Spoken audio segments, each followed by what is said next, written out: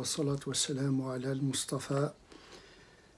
Nous allons continuer le sujet que nous avons déjà commencé la dernière fois, à savoir l'espérance et la crainte.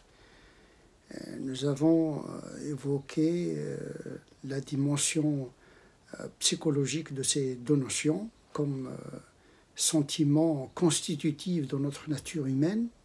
Et donc ce sont des sentiments psychologiques qui peuvent devenir des sentiments moraux, voire des sentiments spirituels. Et donc ils peuvent relever d'une catégorie psychologique ou d'une catégorie morale ou bien d'une catégorie spirituelle et mystique. Et donc le sentiment de l'espérance et le sentiment de la crainte, ce sont les moteurs de l'action humaine en général. Ils peuvent relever d'une catégorie purement sociologique. Il y a une sociologie d'espérance au niveau économique, politique.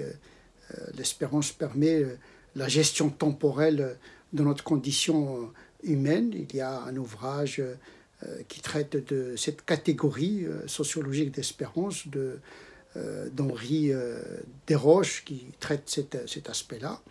Donc il y a un aspect anthropologique, sociologique de l'espérance. Il y a même une catégorie philosophique d'espérance, une vision métaphysique de cette question de l'espérance qui est constitutive de l'existence humaine. Kant, dans son ouvrage Critique de la raison pure, il a mentionné que son projet était de limiter le savoir pour permettre l'expression de la foi et de l'espérance. Lui-même a posé trois questions essentielles que doit résoudre toute philosophie, à savoir les limites du savoir, le devoir, qu'est-ce que je dois faire. Et voilà la question que s'est posée, la deuxième question que s'est posée Kant, après la question du savoir. Et puis la troisième question, c'est que m'est-il permis d'espérer. C'était sa troisième question. Donc l'espérance est intégrée dans la réflexion philosophique. Nous avons également un ouvrage en 3 gros volumes, un ouvrage monumental qui traite justement de l'espérance de Marc Bloch, qui s'appelle Principe Espérance. Et donc effectivement, l'espérance se trouve presque à tous les niveaux de la pensée, de l'agir de l'être humain. Ce qui va nous intéresser en tant que croyants, c'est l'aspect bien sûr théologique, la catégorie théologique qui traite de l'espérance et de la crainte. Le Coran utilise le mot raja. En français, on peut le traduire de 2 vocables, l'espoir ou l'espérance. Certains font une distinction entre l'espérance et l'espoir. L'espérance pourrait signifier un espoir actif, tandis que l'espoir, c'est un sentiment passif. Donc on attend quelque chose sans action. L'espérance est accompagnée, selon cette définition, par une action, une activité. Certains considèrent que l'espérance est un sentiment religieux, tandis que l'espoir est un sentiment laïque. Peu importe ces distinctions, ce qui va nous importer, c'est le sens théologique qu'on va essayer de donner à cette question de l'espérance. Tout d'abord, l'espérance est liée à l'avenir.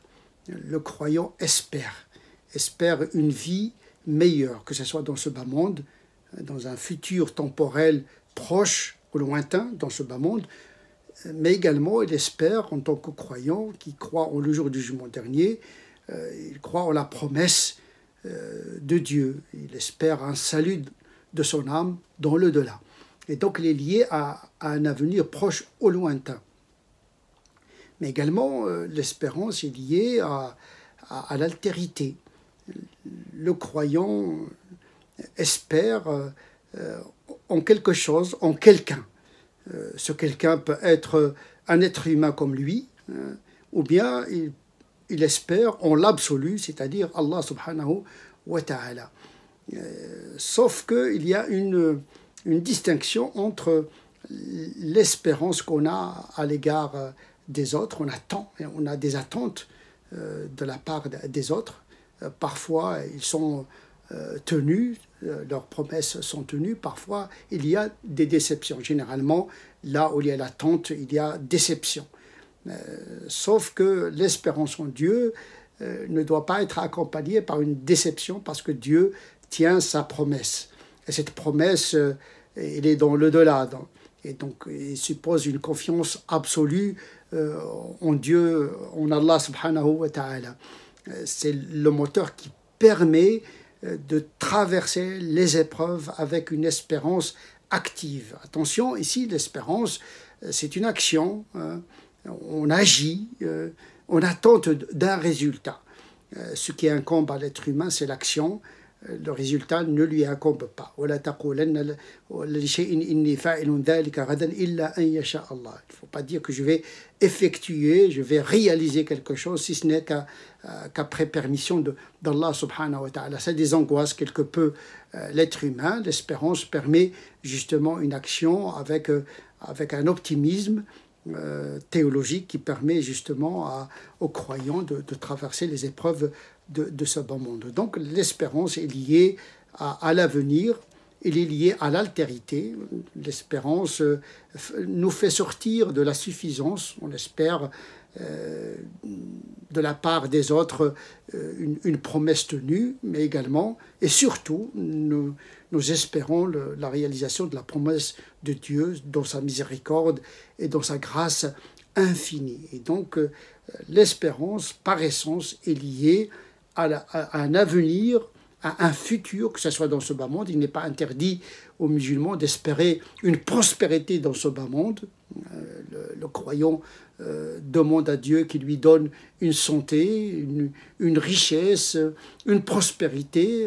Et donc, il n'est pas interdit d'espérer une richesse, une santé, une prospérité dans ce bas monde.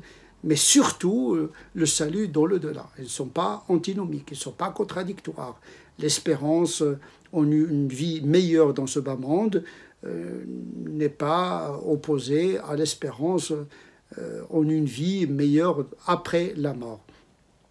Et donc, cette question est très importante pour le croyant. Et donc, le musulman doit garder espérance en les autres, bien sûr, puisqu'il y a une confiance, mais également, il doit avoir une espérance, surtout à l'égard de Dieu subhanahu wa ta'ala. Subhana rabbika rabbil izzati amma yasifun wa salamun ala al mursalin walhamdulillahi rabbil alamin.